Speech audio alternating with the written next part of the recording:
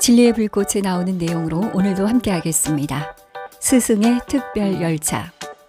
만약 여러분이 멀리 가고자 하고 중간에 내릴 의도가 없다면 여러분은 당연히 그 목적지까지 가장 빠른 기차를 탈 것입니다. 진리로서의 하나님께 도달하기 위해 의식과 의례를 따르는 대중들은 말하자면 여러 역에서 무한정 지체되는 화물 열차를 타고 있는 것과 같습니다. 성실하게 하나님의 어떠한 이름을 헌신적으로 받들고 인류에 대한 봉사에 삶을 바치는 사람들은 말하자면 예정된 시간표에 따라 모든 역에 정차하는 일반 열차를 타고 있습니다. 그러나 진리를 깨달은 스승의 동행을 구하고 완전한 항복과 믿음으로 스승의 명령을 수행하는 사람들은 말하자면 중간역에서 정차하지 않고 가능한 최단시간에 지망생을 목표로 데리고 갈 특별 열차를 타고 있는 것입니다. 하나님은 생명과 힘의 영원한 원천입니다. 세상의 다른 영혼들은 하나님과의 영적 근접성에 따라 다양한 정도로 이 생명과 힘을 공유합니다. 하나님 또는 진리에 더 가까울수록 분리감을 덜 느끼고 생명과 힘은 더 커집니다. 하나님과 하나가 된 이들은 모든 힘, 생명, 지혜 및 지복의 무한한 보고입니다. 그러나 다른 사람들도 우주에서의 그들의 위치에 따라 제한된 정도로 이 모든 것을 공유합니다. 하나님을 깨달은 스승을 전기를 생산하는 주 발전소에 비유한다면 다른 영혼들은 제한된 정도의 전기를 받아 보존하고 또한 각자의 능력의 한도 내에서 사용할 수 있는 하위 발전소나 축전지에 비유할 수 있습니다. 순전히 힘으로는 마음을 진리로 향하도록 돌릴 수 없습니다. 처음에는 아이들이 놀이를 포기하고 공부에 집중하도록 유도하기 위해 아이들을 달래는 것과 같은 방식으로 아이들의 마음을 달래 그 일상적 배회에서 벗어나게 해야 합니다.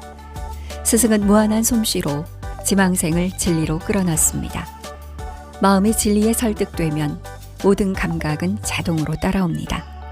감각이 군인과 같다면 마음은 그 지휘관과 같습니다. 감각이 주위의 산만한 활동에서 물러나면 신성한 사랑에 타오르는 불 속에서 에고의 마음은 그 자신을 태우기가 쉽습니다. 스승이 지망생을 이 목표로 데려가는 방법 중 하나는 그에게 영적으로 깨우친 봉사를 시작하게 하는 것입니다. 의식을 속박에서 해방시키는 봉사의 유형은 매우 드뭅니다. 인류를 위한 봉사에 자신들의 삶을 바친 것처럼 보이는 많은 세속인이 실제로는 그들의 욕망을 위해 봉사하고 있습니다. 그들은 실제로 위대함이나 명성을 얻기 위해 노력하고 있습니다. 타인에게 어떤 혜택을 베푼다는 생각으로 봉사가 이루어질 때조차도 이원성의 베일은 여전히 존재합니다. 영적 봉사에는 누구에게도 의무를 지을 여지가 없습니다. 오히려 영적 봉사를 하는 사람은 봉사할 기회가 주어짐으로써 그 스스로가 은혜를 입고 있다고 느껴야 합니다. 그러나 심지어 이 단계에도 그 안에 약간의 환상의 그림자가 있는데 왜냐하면 격화되거나 공격적인 형태는 아니지만 섬김을 받는 사람들과 분리되어 있다는 생각이 여전히 존재하기 때문입니다. 완전한 봉사에서는 섬기는 사람과 섬김을 받는 사람 사이에 분리되어 있다는 생각이 전혀 없습니다. 그러나 이러한 봉사는 오직 간맨에게만 가능합니다. 일반적으로 스승의 우주적 마음은 세상과 하나님 모두가 연결되어 있습니다. 그것은 보통 사람들에게 정신적, 육체적 휴식을 가져다주는 수면의 중단 없이도 끊임없이 활동적입니다. 스승이 그의 일에서 휴식을 취하고 싶다면 세상을 떠나야 합니다. 그러나 그가 그렇게 하자마자 그의 우주적 마음은 진리에 융합되는 경향이 있습니다. 세상과의 연결고리가 완전히 끊어질 위험에 처하게 됩니다. 이 어려움은 보통 산을 오르거나 뛰거나 놀이를 하는 것과 같은 신체 활동에 의지함으로써 극복됩니다. 이런 신체 활동은 그에게 세상과의 연결고리를 끊지 않고 정신적 휴식이나 기분 전환에 필요한 휴식 시간을 제공합니다. 지자가 기꺼이 길을 걷고자 할 때 그를 성취의 정점으로 데려가는 것은 스승의 몫입니다. 그러나 그가 길을 걸을 것인지 아닌지에 대한 선택은 제자에게 달려 있습니다.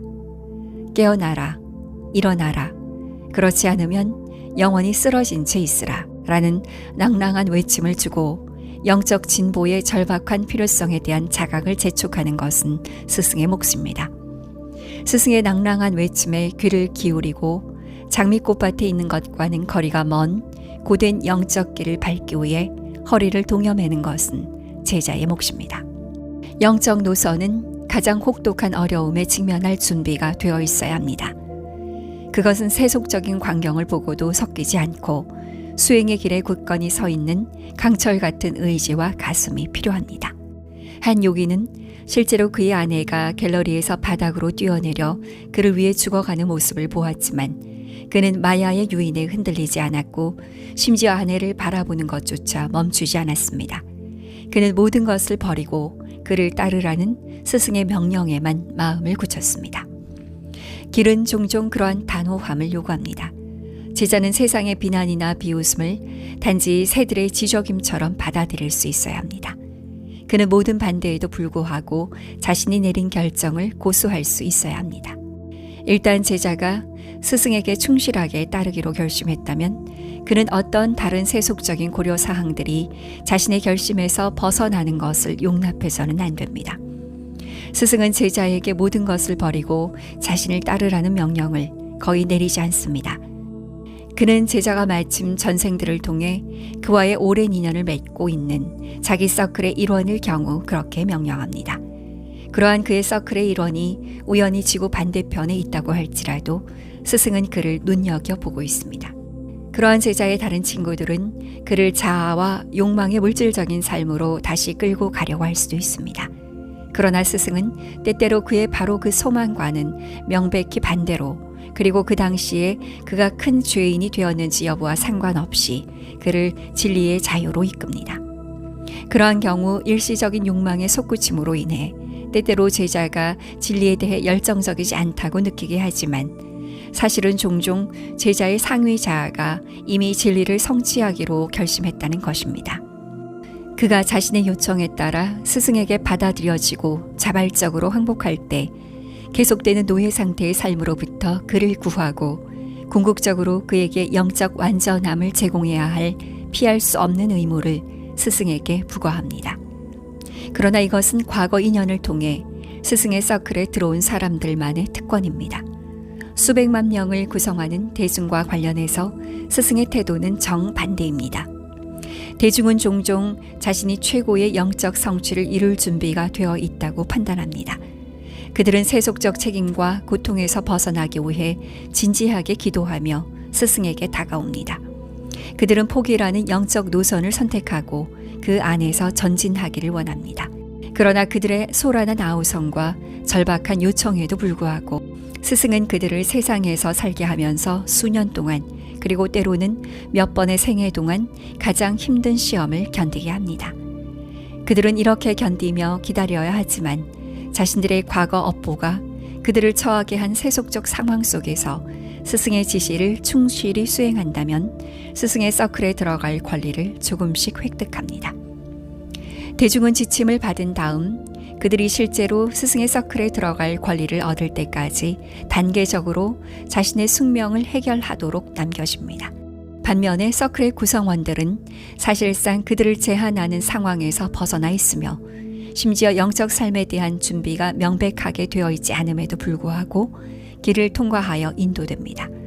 물론 스승은 누구든 결코 물리적이거나 정신적인 힘으로 끌어당기지 않습니다. 그러나 그는 단지 제자가 진리의 길로 이끌리는 방식으로 자신의 내적 작업을 조정합니다. 이렇게 하여 제자가 진리의 길로 이끌릴 때 그는 자신이 바람개비처럼 흔들리고 변화하는 것을 허용하는 대신 진리 및 그의 스승 곁에 굳건히 서 있어야 합니다. 그는 많은 역경에 맞서 자신이 선택한 길을 떠나서는 안 됩니다. 그는 육체적, 재정적, 정신적 또는 감정적 어려움의 고난이 쏟아지더라도 영향받지 않는 바위와 같아야 합니다. 그러나 그가 단순히 길에서 확고할 것이라고 기대되지는 않습니다. 스승은 그에게 필요한 힘을 주고 그의 영적 완성에 수반되는 모든 무한한 힘과 함께 항상 그의 뒤에 있습니다.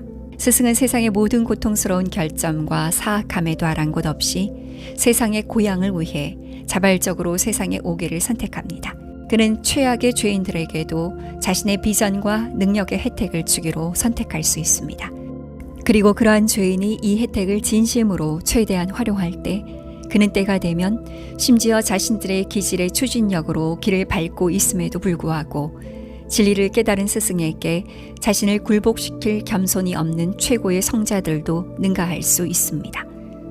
스승에 의해 받아들여진 유리한 입장에 있는 사람들은 분리성에 있는 다른 영적인 길들이나 요가를 따를 필요가 없습니다. 그들 모두는 어떤 특별한 노력 없이도 아름답게 하나로 합쳐집니다. 스승에게 진심으로 항복함으로써 제자는 대부분 요가 과정의 목표인 마음의 정지에 매우 가까워집니다. 밤낮으로 스승을 생각하면서 제자는 명상과 집중이라는 다양한 수행의 궁극적인 목적을 거의 달성합니다. 스승의 일을 자신의 개인적인 필요보다 우선시함으로써 그는 모든 포기의 목표를 달성합니다. 어떤 대가를 치르더라도 스승에게 순종하고 사심 없이 그를 섬김으로써 그는 행동의 길의 정점에 거의 도달합니다. 스승을 있는 그대로 이해함으로써 그는 지식의 길 끝에 도달합니다. 그리고 무엇보다도 스승을 사랑함으로써 그는 진리로서 스승과 하나가 되어 모든 탐구와 노력의 궁극적인 목표인 신격을 성취합니다. 때가 무르익으면 신성의 깨달음은 필연적으로 스승을 통해 이루어집니다. 신성은 때가 무르익기 전에는 절대로 주어지지 않습니다. 그러나 그것은 또한 때가 무르익은 후에도 절대 한순간도 지체되지 않습니다. 메허바바의 진리의 불꽃 39에서 43페이지의 내용으로 함께 했습니다.